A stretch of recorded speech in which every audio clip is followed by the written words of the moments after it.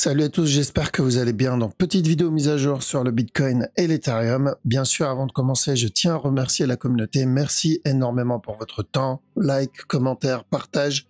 Si vous n'êtes pas abonné, n'hésitez pas à le faire, ça me ferait vraiment plaisir et ça aiderait énormément la chaîne. Vous pouvez aussi me suivre sur Twitter et sur Twitch pour ne pas louper mes prochains lives. Voilà, donc sans plus tarder, on va attaquer la vidéo. Let's go.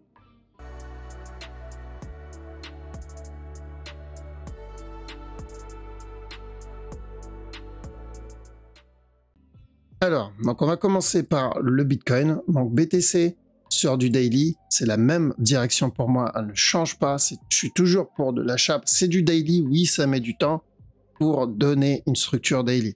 Forcément, si on cherche le retournement daily, je vais pas chercher de la vente en daily. D'accord, je vais pas chercher de la vente en daily, ça ne marche pas comme ça.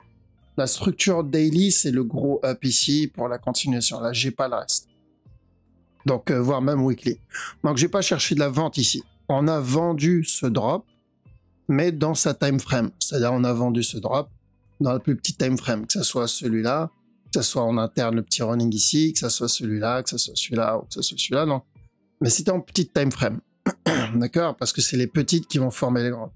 Mais l'objectif long terme, donc daily, weekly, c'est de l'achat. Forcément, notre objectif, c'est d'attendre cette opportunité en daily. Et j'ai besoin de voir une fin de momentum. Donc j'ai besoin de voir que la structure daily commence à s'essouffler. Et pour le moment, c'est ce que je vois actuellement. Donc c'est pas officiel encore. Je n'ai pas de fin de structure, mais j'ai le départ d'un essoufflement de la structure. Donc dans cette zone, je continuerai à cumuler. Il peut continuer à drop, d'accord. D'ailleurs, on attend de la vente en 4 heures, on va le voir. Et mais à chaque nouveau plus bas, si j'ai des opportunités, je rentre dedans. Et pour le daily et investissement, c'est la zone où je vais continuer à recharger, en tout cas, en BTC.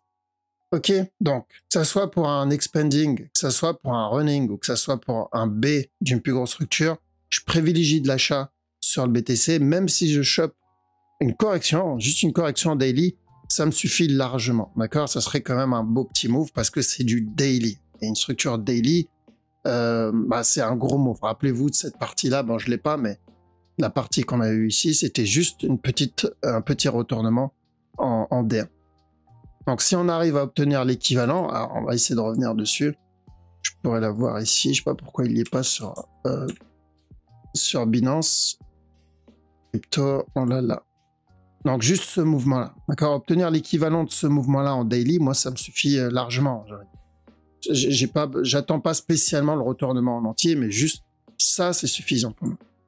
D'accord? Donc, on cherche la même chose, ou en tout cas l'équivalent sur minimum sur la structure daily. Donc, c'est pour ça que je suis plutôt pour de l'achat et cumuler en spot. C'est pas du trading, d'accord? Encore une fois, c'est pas du trading. En 4 heures, par contre, c'est de la vente. Comme j'ai dit, c'est la petite time frame qui forme la grande. C'est pas parce que j'attends de l'achat sur du daily qui peut mettre du temps.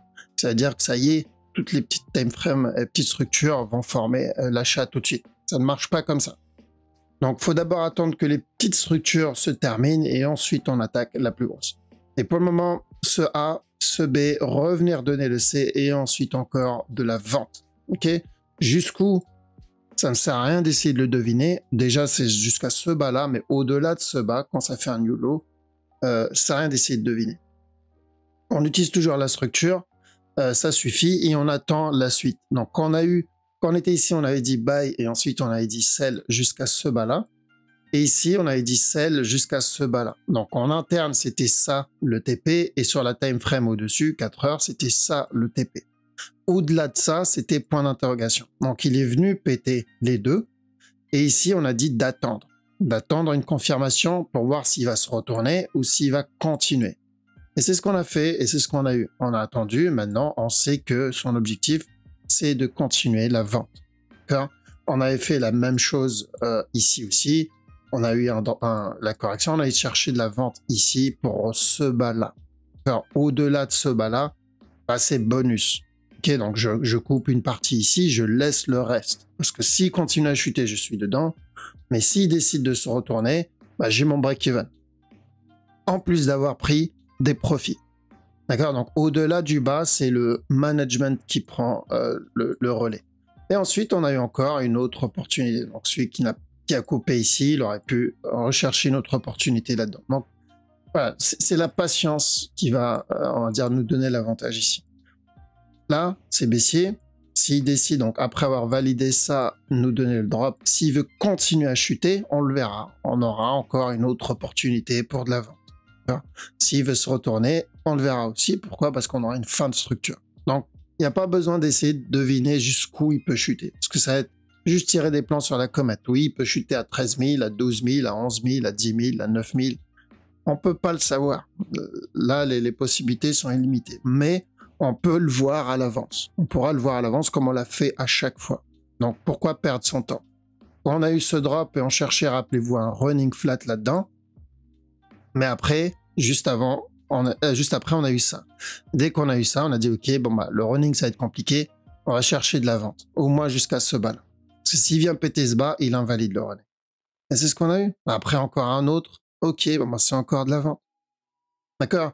Donc, faut juste attendre le signal. Faut attendre l'intention de la structure. Juste, le marché veut faire quoi? Lui, il va nous l'annoncer. Et en 1 heure, donc H1, c'est pareil. Donc déjà, celui-là. Là, j'ai l'impression qu'on est en train de valider celui-là. Ce A, ce B, ce C. Revenir tester le bas. Et ensuite, on ira pour le plus gros running avant le drop. D'accord? Donc, c'est plutôt baissier encore. ETH, c'est à peu près la même chose, sauf sur peut-être un scénario en plus. Donc, ETH, c'est un drop directement et ensuite, on cherchera le running plus tard, avant la continuation. Donc, pareil que le Bitcoin. Il y a la possibilité aussi que ce mouvement soit un A, là, il va donner un B et ensuite encore un plus haut. L'avantage avec ça, c'est que on le verra venir. Okay, s'il donne un B, ça veut dire qu'il va rester dans cette zone pendant plusieurs jours. S'il continue à drop, c'est qu'on part directement pour la plus grosse structure. Donc, s'il drop sans corriger, là, on partira pour le running. D'accord? Donc, on va le voir. Une correction, je veux dire, tu as le temps de voir la correction. Mais ça va être la même chose. Et sur BNB, donc au départ, on cherchait un running flat. On a dit de chercher de l'achat ici, qu'on a obtenu. Et tant que ce top n'est pas cassé, s'il y a des sell setup, on prend, il n'a pas donné de sell setup, et un petit flag là, à nouveau plus haut, il a cassé le top. Donc maintenant, on se retrouve avec 2 possibilités. Ou l'expanding flat, dans ce cas-là, drop directement. Sinon, un plus gros B, comme l'Ethereum.